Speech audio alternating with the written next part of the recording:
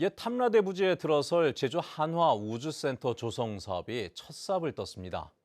내년 말쯤 완공되면 제주에서 1년에 수십 개의 위성이 생산될 것으로 보입니다. 박주영 기자입니다.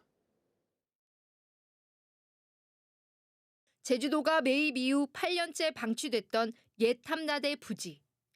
부지 일부인 11,000여 제곱미터의 지하 1층과 지상 2층 규모의 위성개발 제조시설인 제주 한화우주센터 건립이 본격적으로 시작됐습니다. 제주 한화우주센터 건립을 위한 투자액만 1,000억 원. 사업자 측은 제주도를 국내 글로벌 우주산업 발전을 선도할 메카로 육성해 지역 내 우주 인재를 양성하고 일자리 창출에도 적극적으로 기여하겠다고 강조했습니다. 천혜의 환경과 최적의 입지를 갖춘 제주도에 들어설 민간 주도 우주산업단지는 우리나라의 우주산업 역량을 한 차원 끌어올릴 또 하나의 동력이 될 것입니다. 우영훈 도지사도 하원 테크노 캠퍼스가 대한민국을 대표하는 민간 우주산업 혁신 거점으로 도약할 수 있도록 행정력을 집중하겠다고 약속했습니다. 민간 우주산업 클러스터 조성을 위한 사업에 본격적으로 뛰어들고 있고 그 첫 번째 성과가 바로 이 한화의 민간 우주 사업을 추진하는 한화우주센터가 되는 것입니다. 제주 한화우주센터가 내년 말쯤 완공되면 1년에 많게는 90기가 넘는 위성이 생산될 예정입니다. 특히 위성 제조 기업이 제주에 처음 진출하면서 관련 기업들도 같이 입주할 것으로 보여 고용 창출과 세수 확보 등 파급 효과가 클 것으로 제주도는 전망했습니다. 하지만 시민사회 단체들은 우주산업 중단을 촉구하고 나섰습니다. 산업단지 조성을 위한 지구 단위 계획과 전략 환경 영향 평가 협의 등 행정적 절차가 이행되지 않았는데 마치 사업이 결정된 것처럼 추진하고 있다는 겁니다. 기획재정부 관계자가 그럴 계획만 있지 아직 그런 산업단지가 확정되지 않았다라고 발언한 것에서도 알 수 있습니다. 그런데 제주도정이 마치 산업단지가 확정된 것처럼 반대단체들은 하원 테크노 캠퍼스 사업이 무산될 때까지 계속 활동하겠다는 입장이어서 사업 추진 과정에서 논란은 계속될 것으로 보입니다. MBC 뉴스 박주연입니다. 네, 그런데 이 한화그룹이 한라산 중산간 다른 지역에 대규모 관광단지 개발을 추진하면서 또 다른 논란이 일고 있습니다. 이미 37년 전에 사둔 땅이라고 하지만 환경 규제 때문에 허가를 받기가 쉽지 않은 곳인데 한화우주센터 착공과 동시에 개발이 추진되면서 뭔가 우연치고는 석연치 않다는 이야기가 나오고 있습니다. 조인호 기자의 보도입니다. 제주 서부의 중산간 지대를 가로지르는 평화로 옆의 숲속에 푸른 초지와 축사들이 눈에 띕니다. 한화그룹이 지난 1987년 땅을 산 뒤 2013년부터 승용마 목장으로 운영하고 있는 제주 애월 목장입니다. 그런데 한화는 이곳에 복합 관광단지를 만들겠다며 지난 2월 제주도에 사전 입지 검토를 요청했습니다. 120만 제곱미터 부지에 1조 7천억 원을 들여 콘도미니엄과 호텔 등 1,090실 규모의 숙박시설과 도심 항공교통, 이착륙장을 만들겠다는 계획입니다. 그런데 이곳은 해발 400m 중산간 지대여서 여러 가지 환경 규제들이 있는 곳입니다. 개발이 본격화될 경우 특혜 논란이 일 수 있다는 이야기입니다. 관광 휴양용 지구 단위 계획을 세우려면 보전 관리 지역이 부지의 10% 미만이어야 하는데 이곳은 19%여서 불가능합니다. 지하수 자원, 특별 관리 구역으로 지정돼 사적인 지하수 개발도 제한되는 곳입니다. 2040년까지 적용되는 제주도 도시기본계획에도 해발 300m 이상은 보전 강화 지역으로 설정됐습니다. 중산간 지역 보전관리 계획을 수립을 하고 있거든요. 그런 측면에서 봤을 때 400m 고지에 대규모 관광단지가 들어서는 거는 어떤 입지의 어떤 적정성 문제라든지 그리고 어떤 제주도의 중산간 보전관리에 역행한다고 볼 수 있을 것 같습니다. 한화그룹은 최근 사전 입지 검토 절차가 마무리되면서 올해 말부터는 환경 영향 평가와 경관 심의 절차를 밟을 예정이어서 추진 과정에서 논란이 예상됩니다. MBC 뉴스 조은우입니다. 전공의 집단 사직 사태가 겹치며 경영난이 심각해진 제주대학교 병원이 비상경영에 들어갔습니다. 제주대 병원은 오늘 직원들에게 최국명 병원장 명의로 비상경영체제 운영 방향의 글을 올리고 비용 절감 등을 통한 긴축 재정에 나서겠다고 밝혔습니다. 제주대 병원은 지난해 300억 원대 적자를 기록했고 올해는 전공의 집단 사직 여파 등으로 병상 가동률이 급감하고 수술도 이전보다 하루 평균 10건 넘게 줄었습니다. 잦은 비로 마늘이 너무 많이 자라면 마늘 쪽이 여러 개로 갈라지는 이른바 벌마늘 피해가 발생하게 되는데요. 서귀포시 대정읍 지역을 중심으로 벌마늘 현상이 대량으로 나타나면서 농민들이 대책 마련을 요구하고 나섰습니다. 김항섭 기자입니다. 수확을 앞둔 서귀포시 대정읍의 한 마늘밭. 성인 무릎 높이만큼 자란 마늘을 뽑아보니 마늘대와 마늘 쪽이 여러 개로 갈라져 있습니다.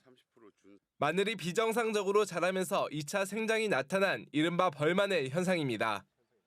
이렇게 벌마늘 현상이 나타난 마늘은 마늘 쪽 하나하나의 크기가 너무 작아서 상품 가치가 크게 떨어지게 됩니다. 마늘의 상품성이 떨어지는 벌마늘 현상이 나타나면서 한 해 농사를 망친 농민들의 근심은 커지고 있습니다.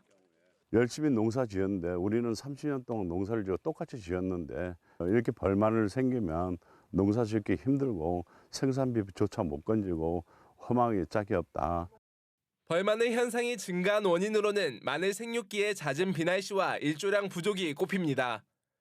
실제 지난 겨울 제주 지역에 비가 내린 날은 43.8일로 역대 가장 많았고 강수량도 338.5mm로 역대 두 번째를 기록했습니다. 제주도 표본 조사 결과 도내 마늘 재배 면적 1,088헥타르 가운데 절반에 달하는 48%에서 벌마늘 현상이 나타났습니다. 상품성의 향상이 떨어진 상태입니다. 이제 용도로는 이제 김장용이나 다진 마늘용으로 쓸 수밖에 없기 때문에 이제 상품 기준으로 5분의 1 수준밖에 안 돼서 마늘 재배 농민들은 정부가 전수조사를 해 피해 대책을 마련하고 가격 변동을 막기 위한 피해 마늘 전량 수매와 농가 보상책 마련을 요구했습니다. 농업재해로 인정해달라는 쪽의 어떤 공문이라든지 그리고 벌마늘로 인한 그 비상품 그 마늘인 경우를 수매를 해달라는 쪽으로 해서 정부 쪽에 문서를 보냈고요. 잦은 비날씨와 이상 기온 등 기후 변화가 심각해지면서 농민들의 피해는 계속되고 있습니다. MBC 뉴스 김항섭입니다.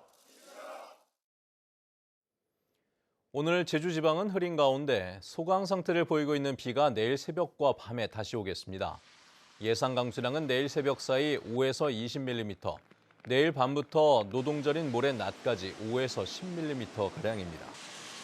기상청은 비와 함께 바람이 강해지고 중산간 이상의 지역에서는 짙은 안개도 예상돼 산간도로 운행에 주의해달라고 당부했습니다. 해상에는 제주도 북부와 동부 앞바다, 제주도 남쪽 바깥 먼바다에 풍랑주의보가 발효됐습니다. 각종 세금의 기준이 되는 땅값인 개별 공시지가가 2년 연속 하락했습니다. 제주시 지역은 지난해보다 0.2%, 서귀포시 지역은 0.19% 내렸습니다. 이는 인구 감소 등으로 부동산 가격이 하락한 데다 정부가 세금 부담을 줄이겠다며 공시지가를 낮췄기 때문으로 분석됩니다. 제주시와 서귀포시는 다음 달에 이의 신청을 받은 뒤 6월 말에 공시지가를 최종 고시할 계획입니다. 제주 지역의 아파트 매매 가격 하락세도 계속되고 있습니다. 한국부동산원에 따르면 4월 넷째 주 제주 지역 아파트 매매 가격은 일주 전보다 0.05% 떨어져 부산에 이어 전국에서 두 번째로 큰 하락폭을 보였습니다. 제주시는 연동과 노영동 위주로, 서귀포시는 강정동과 중문동의 중소형 규모 아파트 매매가가 하락했습니다. 제주 지역의 아파트 전셋값도 일주일 사이 0.02% 떨어졌습니다. 4.3 76주년을 맞아 미국에서도 추념식이 열렸습니다. 올해로 세 번째를 맞는 미주 추념식은 그동안 대학 중심으로 치러졌던 것에서 벗어나 미국 시민사회와 함께하기 시작해 앞으로 어떤 변화를 이끌어낼지 관심이 모아집니다. 권혁태 기자입니다. 미국에서 가장 유서 깊은 도시 중 하나인 보스턴. 이곳 한 한인교회에 100여 명의 사람들이 모였습니다. 올해로 세 번째를 맞는 미주 4.3 추념식에 참석한 재미교포들과 미국 시민들입니다. 희생자에 대한 묵념으로 시작한 추념식에선 흩어졌던 재미 4.3 유족들이 한자리에 모였고 미국의 시민사회와 아픔을 공유했습니다. Very shocking to an American because Americans do not have a lot of knowledge about this incident. I consider it an amazing tragedy and it deserves much more recognition and acknowledgement from both Korean government and the US government. 실질적인 진상규명과 미 정부의 움직임을 이끌어내기 위해서는 먼저 재미교포 사회 속에서 4.3에 대한 이해를 높여야 한다는 지적도 나왔습니다. 특히 미국에 거주하는 한인 교민들이 또 뭐 유족 등 또 이런 그 극심한 인권 유린 사건에 대해서 관심이 있고 또 동정을 표하는 그런 미국 시민권자 또 미국 거주자들이 많은 노력을 해서 하원 의원, 상원 의원한테도 계속 제기를 하고 이번 미주 추념식에서도 먼저 미주 한인사회와 함께 호흡하기 위한 새로운 시도들이 이어졌습니다. 한인학교 학생들을 대상으로 4.3 교육이 이루어졌고 동백 그리기 대회와 학생 4.3 논문 대회도 함께 진행됐습니다. 미국의 한인들은 사실은 이 미국을 사랑하고 미국에서 정착하고 그곳에서 애를 넣고 살아가는 분들인데 어떤 미국의 책임을 묻는다는 것에 대한 나름의 부담스러움을 가지고 있기 때문에 그런 부분을 또 해소해주고 미주 4.3 희생자 유족회는 앞으로 미국 현지에 4.3 추모비를 세우는 방안도 구체적으로 추진할 계획입니다. 그동안 미국에서 치러진 4.3 추념식은 하버드대와 터프치대 등 대학에서 이루어져 학술적 성격이 강했지만 올해 처음으로 미국 지역사회와 함께했다는 점에서 앞으로 어떤 변화를 이끌어낼지 주목됩니다. MBC 뉴스 권혁태입니다.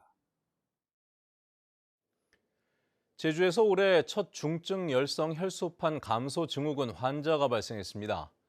제주도에 따르면 제주시에 거주하는 84살 여성이 이달 초 고사리 채취 등을 위해 야외 활동을 하다 지난 22일부터 어지러움과 식욕 부진, 설사 등의 증상이 발현돼 검사한 결과 양성 판정을 받았습니다.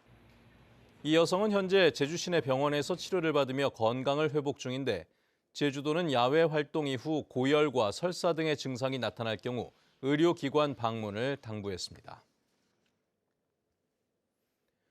어린이날 연휴 기간에 17만 명이 넘는 관광객이 제주를 찾을 것으로 보입니다. 제주도 관광협회는 다음 달 3일부터 6일까지 나흘 동안 17만 2천여 명이 제주를 찾을 것으로 예상했는데 이는 강풍으로 항공기가 결항됐던 지난해 연휴보다 56% 늘어난 수치입니다. 중국 노동절 연휴인 다음 달 1일부터 6일까지는 중국인 2만 2천여 명이 들어올 예정이지만 일본 골든 위크는 항공 노선이 적어 일본인 590명만 들어올 것으로 예상됩니다. 학교 내 화장실에서 발생한 불법 촬영 사건과 관련해 교사들이 가해자에 대한 엄벌을 촉구하고 나섰습니다. 제주교사노동조합은 제주지방법원 앞에서 기자회견을 열고 불법 촬영 가해자에게 엄벌을 내려달라며 전국 교사들의 서명과 탄원서를 법원에 전달했습니다. 지난해 10월 도내 모 고교 여자 화장실 등에서 200여 차례 불법 촬영하고 영상을 유포한 혐의 등으로 구속 기소된 가해자에 대한 1심 선고 공판은 다음 달 9일에 열립니다. 후견인으로 보호 중인 지적장애인에게 수억 원대 사기를 벌인 60대 남성이 경찰에 구속됐습니다. 서귀포경찰서는 지난 2021년 성년 후견인으로 보호 중인 중증 지적장애인에게 2억 9천만 원짜리 허위 차용증을 만들어 법원에 지급 명령을 신청한 혐의로 60대 남성을 구속해 검찰에 넘겼습니다. 경찰 조사 결과 법원은 같은 해 지급 명령을 내렸는데 피해자가 물려받은 땅이 있고 이의 신청을 할 수 없는 점을 노린 것으로 드러났습니다. 올해 제주 지역 어선 선원들에게 직불금 130만 원이 지원됩니다. 신청 자격은 지난해 6개월 이상 어선에 승선했거나 선주와 고용 관계를 유지했던 어선원으로 어가 땅 1명만 신청할 수 있습니다. 제주도는 다음 달 1일부터 6월 28일까지 읍면동 주민센터에서 직불금 신청을 받은 뒤 11월쯤 직불금을 지급합니다. 지난해 제주에서는 어선원 1,300여 명에게 직불금 16억 3천만 원이 지급됐습니다. 노인 보호와 관리를 소홀히 한 혐의로 요양시설 관계자가 검찰에 넘겨졌습니다. 제주 동부경찰서는 노인복지법 위반 혐의로 제주의 한 요양시설장인 50대 남성을 검찰에 불구속 송치했습니다. 이 남성은 지난 2022년 8월부터 지난해 1월까지 시설에 입소한 90대 노인에게 식사를 제대로 주지 않고 처방약도 멋대로 횟수를 바꿔 투약한 혐의를 받고 있습니다. 뉴스데스크 제주였습니다. 시청해주신 여러분 고맙습니다.